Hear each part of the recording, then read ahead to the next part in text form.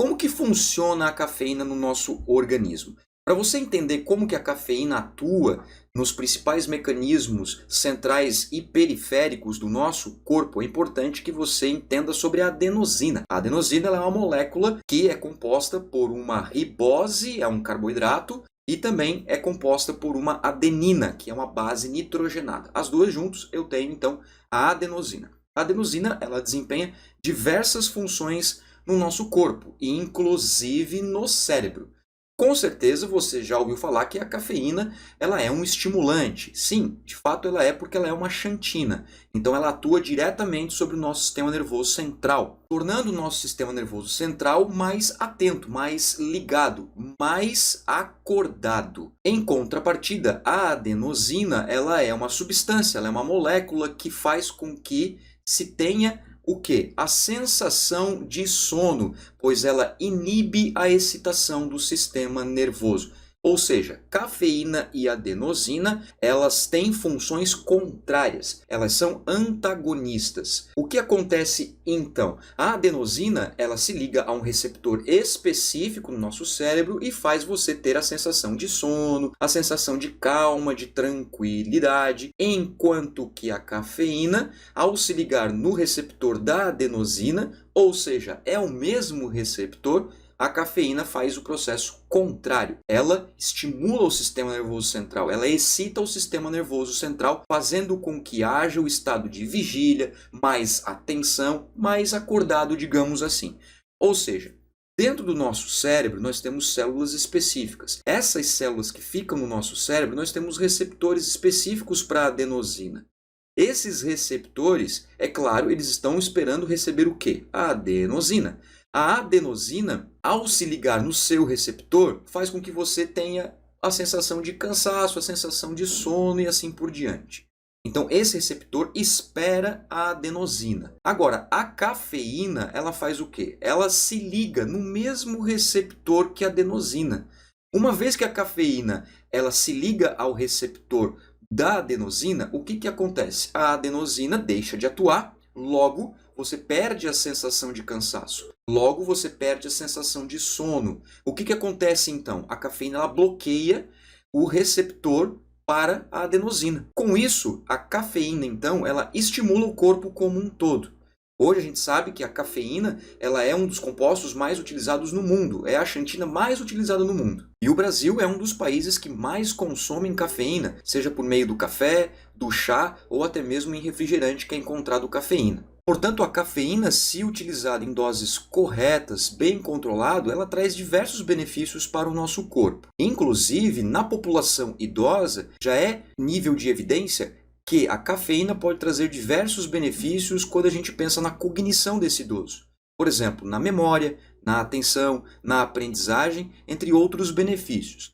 Só que a cafeína em doses elevadas pode ter efeitos colaterais, como por exemplo, e principalmente efeitos colaterais no nosso trato gastrointestinal, efeitos adversos de irritação intestinal. Por isso é muito importante que a dosagem de cafeína seja muito bem prescrita e muito bem controlada. Basicamente funciona dessa forma. A cafeína, então, ela se liga no mesmo receptor da adenosina. E esses receptores, mais especificamente falando, são os receptores A1, A2A e A2B. Importante salientar que a cafeína, quando ela se liga ao receptor da adenosina, também causa uma sensação de antinocicepção.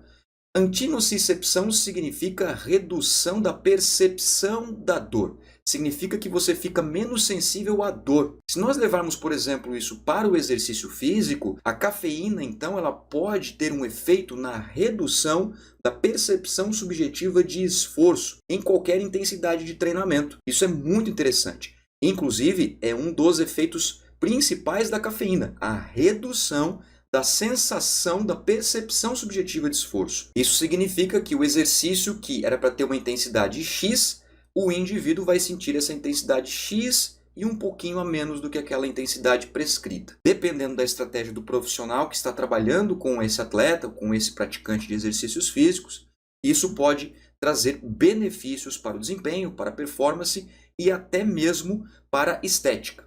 Por quê? Porque a cafeína, quando ela se liga nos receptores de adenosina, ela faz o quê? Ela faz com que haja a liberação da adrenalina. Ela estimula a glândula suprarrenal e faz com que haja a produção de adrenalina. Esse hormônio é importante para, por exemplo, aumento da frequência cardíaca, aumento da pressão arterial, aumento da disponibilidade de glicose para as células musculares. Então é importante, por exemplo, para a potencialização do sistema glicolítico. Além disso, ela estimula a liberação de cálcio, que é um mineral importante para a contração muscular. E ainda, a cafeína, ela estimula a liberação de ácidos graxos para ser utilizado no exercício.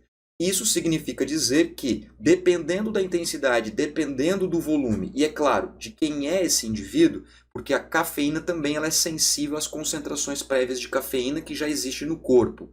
Ou seja, se bem combinado com uma boa estratégia de alimentação e de treinamento, a cafeína pode trazer benefícios no emagrecimento devido à mobilização dos ácidos graxos. Ainda é muito discutido isso, porque essa liberação de ácidos graxos não necessariamente significa que esses ácidos graxos serão oxidados, serão utilizados como fonte energética. Tem artigo que mostra que sim, tem artigo que mostra que não. Então depende de uma série de fatores que envolvem o treinamento e a alimentação da pessoa. E é interessante falar também uma coisa muito bacana, que muitas pessoas perguntam: tudo bem, eu tomo café todos os dias, só que eu já não sinto mais o efeito da cafeína. Uso cafeína para o meu exercício físico, mas parece que já não faz mais efeito. Por que que isso acontece? Ora, uma das explicações disso acontecer é porque o nosso corpo é muito inteligente. É óbvio que, ao passar do tempo, o nosso corpo vai produzir novos receptores de adenosina.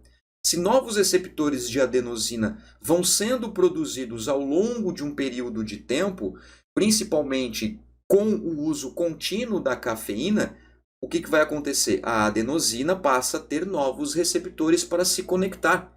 Então, a mesma dose de cafeína não vai fazer mais efeito depois de um período de tempo.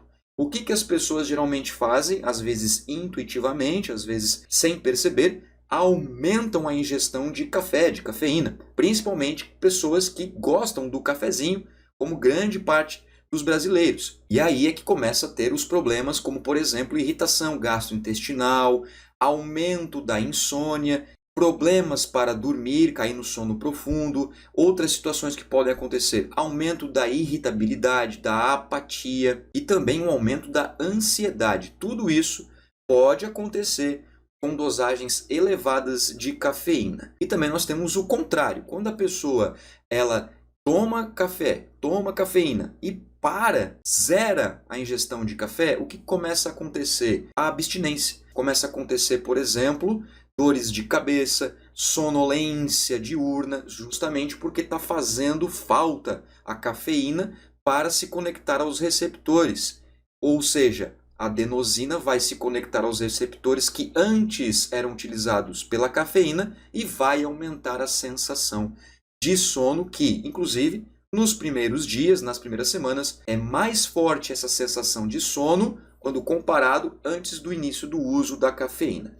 Então, bioquímica, na verdade, explica tudo aí. Quando nós falamos de cafeína e exercício físico, a literatura, ao longo dos anos, já encontrou uma dose, uma quantidade que ela é segura, ela é eficiente e que trazem poucos ou quase nenhum efeito colateral advindo do uso de cafeína.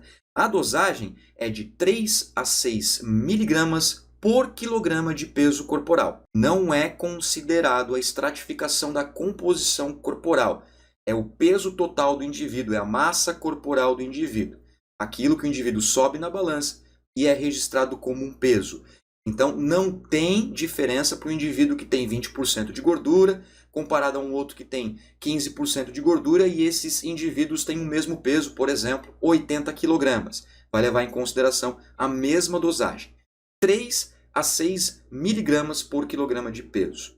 Já existem artigos também que estudam dosagens mais elevadas, porém aumenta a probabilidade dos efeitos colaterais, ou o efeito colateral ele vem mais forte, principalmente a irritação gastrointestinal. Então é muito importante se ater à dosagem correta.